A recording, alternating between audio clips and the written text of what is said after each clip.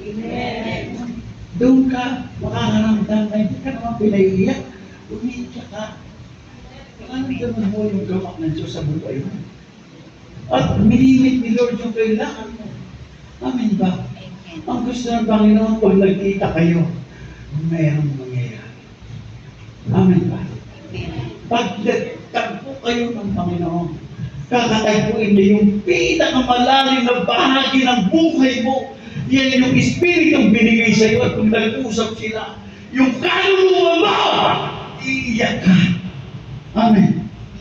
Ipapadama niya sa iyo, anak, nauunawaan kita. Akin na yung mga pasanin mo. Karamdaman mo ba? Akin na yung mga pasanin. Ako na ang magdadala. Ano ba yung mga problema mo? Ako na ang bahala. Amen ba? Paano ba yung katayo pagsamba? Ang pagsamba po ay Espiritu. May Espiritu eh. Yun ang kinakatagpo ng Diyos sa iyong buhay. Kaya po tayo dito, sa lugar na to, lagi natin ini-invite ang presensya niya. Pero kunti tayo nakakadama. Dahil ang isip mo at puso mo ay preoccupied ng mga bagay-bagay dito sa mundo. Hindi binibigyan laya yung paggawa ng kanyang Espiritu. Alam ng Diyos na meron kang ginawa.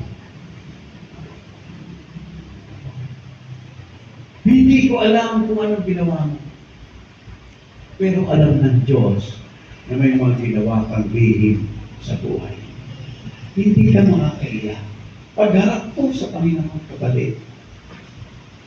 At pinatagpo at sinabi ng Diyos, anak, alam ko kung sino ka. Alam ko kung ano ang mga ginawa. Alam ko kung bakit nakaganyan ka. Pagsisihan mo yan. Sabi doon, pag di ka umamin, sinungaling ka. Yes. Sabi doon, pag sinasabi natin, wala tayong kasalanan.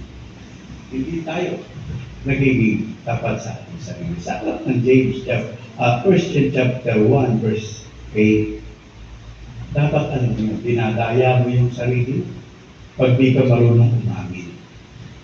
Ano ba? Kasi meron mga tayong nagawang hindi alam ng mga kasama natin sa buhay.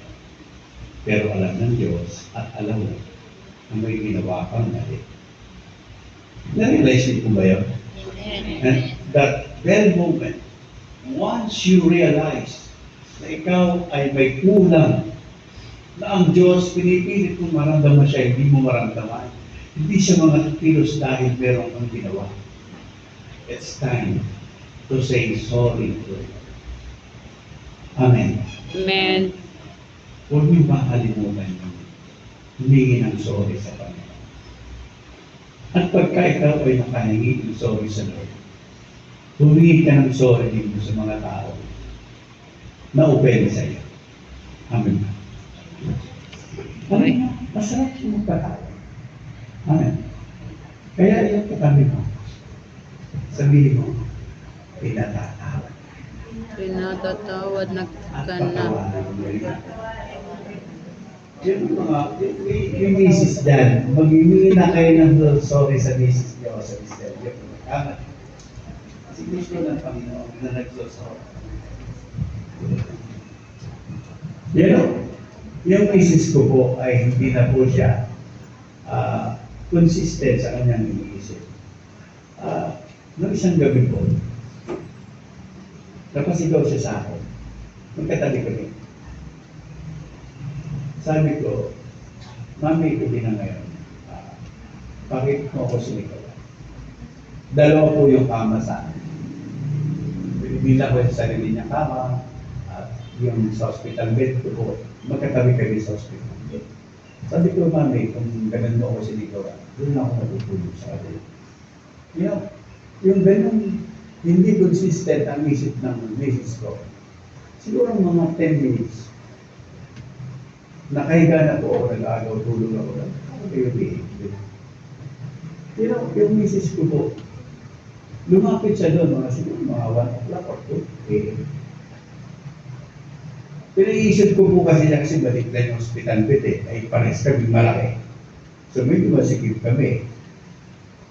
So, yung pag-isip niya, medyo napaan siya. So, doon po ako natulog sa kabila.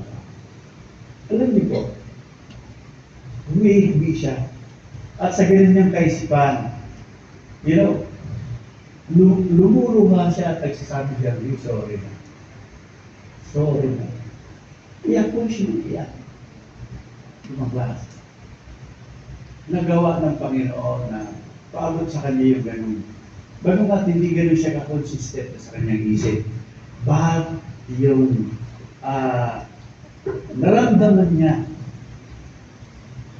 na mali yung kanyang ginawa, nag-sorry siya sa akin. Di ba ang sarap marinig sa kasama mo yun, nagsosorry siya? Amin po ba? Amen. Ilang beses ka na nagsorry sa misis mo? Palagi. Tayo lagi nauna yun. Sila lagi nauna yun. Kahit sila may mali, di ba? Sila may mali, sila po yung mga. Sorry na pala ang gusto. Ganito gawin mo. Pagka nangyari ulit, sabihin mo kayo. Sorry na sa mga pagkukulang mo. Amin ba? Ang sarap mag-sorry. Amin ba? Sana po, dito sa babae, laging may sorry. 2026, laging may sorry. Amin ba? Hindi pa naman tayo perfecto. Kaya nagkakamali tayo. Kaya masarap mag-sorry. Amin po ba? At ang daming ibig sabihin ng sorry. Pero hindi yun ang tatalakayin ngayon kasi hindi yun ang mensahe ngayon. Baga, kundi ang pagtatagumpay. Okay. Sabi doon, be always in His temple. Kung kayo ay nasa temple ng Panginoon, Awit 27 verse 4 to 5, 69 verse 9, 67 verse 2. It's very clear. Sabi doon, sa totoo lang, sabi ni David, gusto ko pang, isa lang ang gusto ko. Hindi ko marami. That's one. Isa lang ang gusto ko. Yung palagi sa temple. Kung mananamba ka ng Panginoon, hindi ka nagpapaling sa pagsamba. Amen ba? Taas po ang kamay ng mga leg. Taas ang kamay ng mga leg. Hindi kayo maangin. Sabi dito, magkano tayo? Bakit 2026? Bakit na tayo? Pag-usapan alas 7. Dumating ka alas 7:30, alas 8. Hindi po. Pagsamba ang ating pinag-uusapan dito. Diyos, yung ating kausap, hindi namin yung katabi mo. Eh, bakit tayo ka kung dumating? Amen ba? Alam na si Father Carlito. Dumating po siya, hindi pa ako nakasapato. Siya po pa nag-pwede sa amin. Siya pa nagsuot ng barong na no, nakares kami ng kulay. Hindi na kami nag-usap.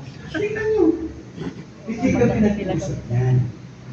Siya pa po nagsuot sa akin ng medyas na sapatos. Ng bilaw na hindi niya makasuot sa akin. Dinala ko na lang po na hindi na masuot. At pinasuot ko po sa kanyang asawa at sabi niya, hindi kasi marunong yun. Yan ay suot niya po na parang mayaman ako. Para mga po natin si Lord. Kaya po, ito po ay kusot mayaman. Parang mayaman. Amen ba? Ay, ito nakaplansya kasi kusot. Hindi ba hindi mayaman pagka hindi kusot? Isa po, plansyado. Grabe, hindi kami nag-usap dito. Pero salamat sa Panginoon. Napakasalamat na gawin po natin ang pagsamba ay maayos. Maayos pati sa oras. Sabihin po natin, sumunod po kayo. Lord! Itong taong 2026, 2026. hindi na ako magpapalik! Hindi na ako magpapalik. Amen! Amen. Ang sarap kaya ang maaga tayo dito. Buti na lang, di tayo masyadong Diba? late. Yung isa dyan, drummer na tuloy kapag dumating. Ha? Musician. Magsisiga niya kapatid, ha? Hindi. Alam niyo, nagpapaganda yun sa tunog yung drum sa awitan. Pero kung hindi tumutugtog at wala yung tutugtog late pa, hindi maganda. Amen? Na kailangan yung mga musisya dapat laging maaga. Amen ba? Okay. So letter B, be always in God.